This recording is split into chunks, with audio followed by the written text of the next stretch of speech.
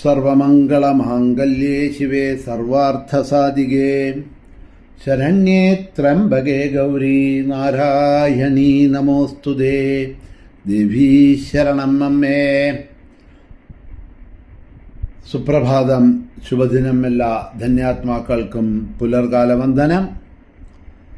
ശ്രീമദ് ദേവി ഭാഗവത നിത്യപാരായണ പരമ്പരയുടെ ഇന്നത്തെ പ്രഭാഷണ വേദിയിലേക്ക് സുസ്വാഗതം. അഷ്ടമസ്കന്ധത്തിലെ 24-ാമത്തെ അധ്യായമാണ് അവലോകനം ചെയ്തുകൊണ്ടുവരുന്നത്. പ്രഥമ മുതൽ പൗർണമി വരെയുള്ള 15 ദിവസങ്ങളിൽ ദേവിക്ക് ഏതേത് പദാർത്ഥങ്ങളെ നിവേദിക്കണം, ആ പദാർത്ഥങ്ങളെ ബ്രാഹ്മണന്, ദേവിക്ക് നൈവേദ്യം ചെയ്ത പദാർത്ഥങ്ങളെ ബ്രാഹ്മണന് ദാനം നൽകുന്നതുകൊണ്ട് എന്തൊക്കെയാണ് ഫലങ്ങൾ സിദ്ധമാകുന്നത് എന്നതിനെ അവിടെ ദീർഘമായിട്ട് പറഞ്ഞതിന് ശേഷം ഓരോ ദിവസങ്ങളിൽ ചെയ്യേണ്ടതിനെ പറയണു. രവിവാരേ പായസം ച നൈവേദ്യം പരികീർത്തിതം, സോമവാരേ പയപ്രോക്തം ഭൗമേജ കദളീഫലം, ബുധവാരേ ച സംപ്രോക്തം നവനീതം നവം ദ്വിജ, ഗുരുവാരേ ശർക്കരാം ച സിതാം ഭാർഗവവാസരേ, ശനിവാരേ ഘൃതം ഗവ്യം നൈവേദ്യം പരികീർത്തനം, 27 നക്ഷത്ര നൈവേദ്യം ശ്രൂയതാം മുനേ. ഞായറാഴ്ച, രവിവാരെ ഞായറാഴ്ച പായസ നിവേദ്യം ദേവിക്ക് പ്രധാനമാണ്. അതുപോലെ തിങ്കളാഴ്ച പാല്, ചൊവ്വാഴ്ച കദളിപ്പഴം, ബുധനാഴ്ച നല്ല നറുവെണ്ണ, പുതിയ വെണ്ണ നൈവേദ്യമായി സമർപ്പിക്കാം. വ്യാഴാഴ്ച ശർക്കര, വെള്ളിയാഴ്ച പഞ്ചസാര, ശനിയാഴ്ച പശുവിൻ നെയ്യ് നൈവേദ്യമാക്കി കൊടുക്കണം. അങ്ങനെ ഓരോ ദിവസവും ഓരോ തിഥികൾ, പ്രഥമ മുതൽ പൗർണമി വരെയുള്ള 15 തിഥികൾ, അതിൽ ചെയ്യേണ്ടതായിട്ടുള്ള നൈവേദ്യങ്ങളെ പറഞ്ഞതിന് ശേഷം ഞായർ മുതൽ ശനി വരെയുള്ള 7 ദിവസങ്ങളിൽ ദേവിക്ക് പ്രിയമായിട്ടുള്ള നൈവേദ്യം എന്താണ് എന്നുള്ളതിനെയാണ് അവിടെ പറഞ്ഞത്. അതിനുശേഷം അവിടെ പറയണു, 27 നക്ഷത്ര നൈവേദ്യം ശ്രൂയതാം മുനേ. 27 നക്ഷത്രങ്ങളിലും നടത്തേണ്ട നൈവേദ്യങ്ങളെ പറ്റിയാണ് പിന്നീട് പറയുന്നത്. ഓരോ നക്ഷത്രക്കാര് അതനുസരിച്ചിട്ട് ചെയ്യാമെന്ന് പറയാണ്. എന്തൊക്കെയാണ്? നെയ്യ്, എള്ള്, ശർക്കര, തൈര്, പാല്, പാൽപ്പാട, തൈര് വെള്ളം എന്ന് പറഞ്ഞാൽ മോര്, മോദകം, റവ കൊണ്ടുണ്ടാക്കിയ പായസം, ശർക്കരപ്പാവ്, ഗോതമ്പ് പായസം, അതേമാതിരി വത്സൻ, അലുവ, വട, ഈന്തപ്പഴത്തിൻ്റെ ചാറ്, പൂരണം, തേൻ, ചേന, ശർക്കര, മുന്തിരിച്ചാറിൽ കുഴച്ച അവില്, കാരയ്ക്ക, ചാരകം, അപ്പം, വെണ്ണ, പയറ്, മോദകം, മാതളപ്പഴം, ഇതൊക്കെയാണ് നക്ഷത്ര നൈവേദ്യങ്ങൾ എന്ന് പറയുന്നത്.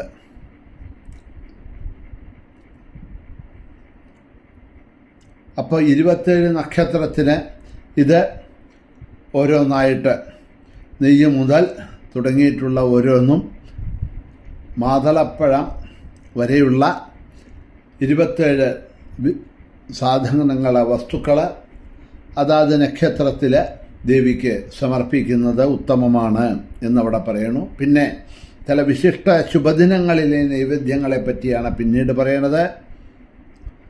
ശുഭദിവസങ്ങളിൽ നിവേദിക്കുന്നതിന് ആ ശുഭദിവസങ്ങളിലൊക്കെ ദേവിക്ക് നൈവേദ്യം സമർപ്പിക്കുന്നത് വളരെ പ്രീതികരമാണ് എന്ന് പറയാണ്. ശർക്കര, തേന്, നെയ്യ്, പാല്, തൈര്, മോര്, അപ്പം, വെണ്ണ, വെള്ളരിക്ക, കുമ്പളങ്ങ, മോദകം, ചക്കപ്പഴം, കദളിപ്പഴം, ഞാവൽപ്പഴം, മാമ്പഴം, എള്ള്, മുള്ളങ്കി, താളിമാതളം, ഇലന്തപ്പഴം, നെല്ലിക്ക, പായസം, അവില്, പയറ്, നാളികേരം, നാരങ്ങ, ശർക്കര ചേർത്ത ഗോതമ്പ്, ചേന മുതലായവയാണ് ക്രമമനുസരിച്ചിട്ടുള്ള ശുഭ നിവേദ്യങ്ങളായി എന്ന് പറയാണ്. ഇത് എപ്പോഴാണ്? വിഷ്കംഭം തുടങ്ങിയ ശുഭദിനങ്ങളിലെ നൈവേദ്യങ്ങളെ പറ്റിയാണ് ഇവിടെ പറഞ്ഞു വരുന്നത്. ഇത് നൈവേദ്യം ദേവിക്ക് ഈ വിശേഷ ദിവസങ്ങളിൽ സമർപ്പിക്കുന്നത് വളരെ ശുഭപ്രദമാണ് എന്ന് വിദ്വാൻമാരെ പറഞ്ഞിരിക്കുന്നു.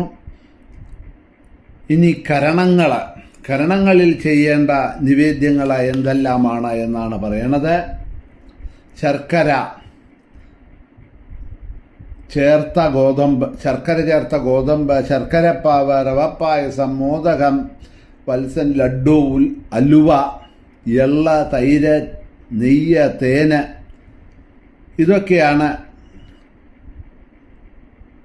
ഭാവാദികരണങ്ങളിൽ ആദരവോടെ ദേവിക്ക് നൽകേണ്ട നിവേദ്യങ്ങൾ എന്ന് പറയാണ്. അപ്പോൾ ഈ കരണങ്ങൾ എന്താണെന്നൊക്കെ ഇപ്പം നക്ഷത്രഫലം ഒക്കെ ഡീറ്റെയിൽ ആയിട്ട് ഇപ്പം നമുക്ക് ധാരാളം ഈ വാട്സപ്പിലൂടെയൊക്കെ മെസ്സേജുകൾ വരുന്നുണ്ടല്ലോ.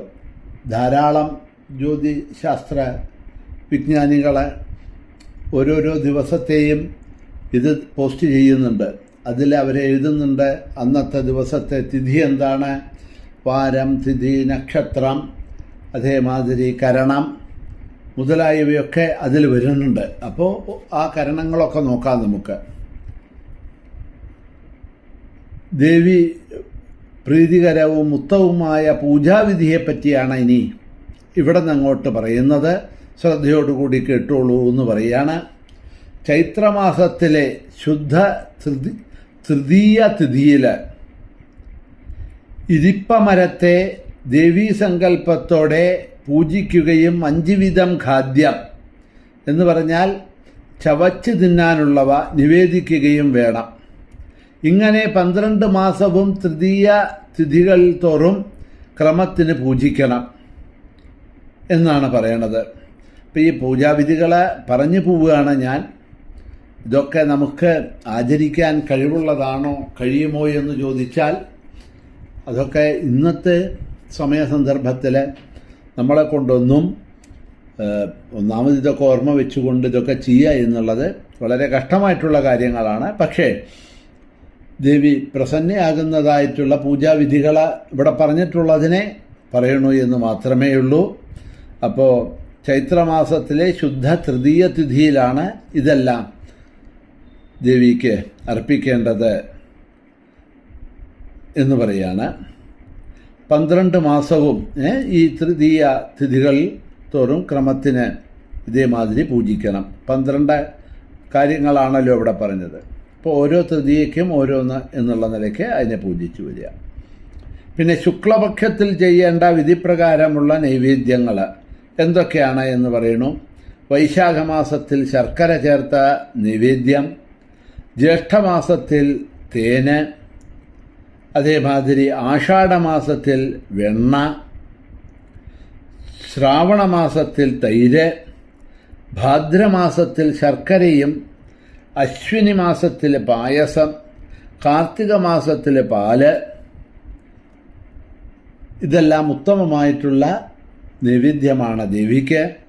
മാർഗശീർഷ മാസത്തിലെ റവപ്പായസം, പൗഷമാസത്തിൽ തൈർവെള്ളം, മോര്, മാഘമാസത്തിൽ പശുവിൻ്റെ നെയ്യ്, ഫാൽഗുനമാസത്തിൽ ഇളനീര്, ഇതൊക്കെ ഉത്തമമായിട്ടുള്ള നൈവേദ്യങ്ങളാണ്. ഇങ്ങനെ 12 മാസവും മുടങ്ങാതെ നൈവേദ്യങ്ങളോടുകൂടി പൂജിക്കണം ദേവിയെ.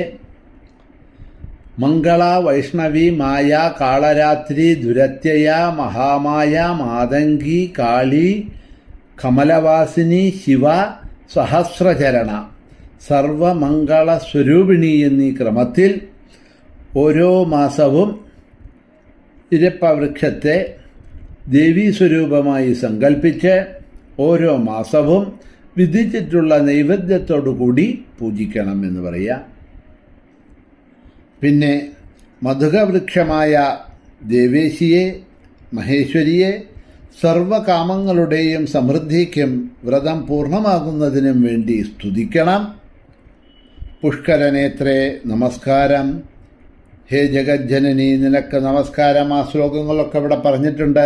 46 മുതലുള്ള ശ്ലോകങ്ങൾ 24-ാമത്തെ അധ്യായത്തിലെ നമ പുഷ്കരനേത്രായൈ ജഗദ്ധാത്രൈ നമോസ്തുതേ മഹേശ്വര്യൈ മഹാദേവ്യൈ മഹാമംഗളമൂർത്തയേ പരമാ പാപഹന്ത്രീയ പരമാർഗപ്രദായിനി പരമേശി പ്രജോൽപത്തി പരബ്രഹ്മസ്വരൂപിണി മദധാത്രീ മധോന്മത്ത മാനഗമ്യ മദോന്നത മനസ്വിനി മുനിധ്യേയ മാർത്താണ്ഡ സഹചാരിണി മുതലായിട്ടുള്ള കുറച്ച് ശ്ലോകങ്ങൾ ഇവിടെ പറഞ്ഞിട്ടുണ്ട്. എല്ലാ ശ്ലോകവും നമുക്കിവിടെ പറഞ്ഞു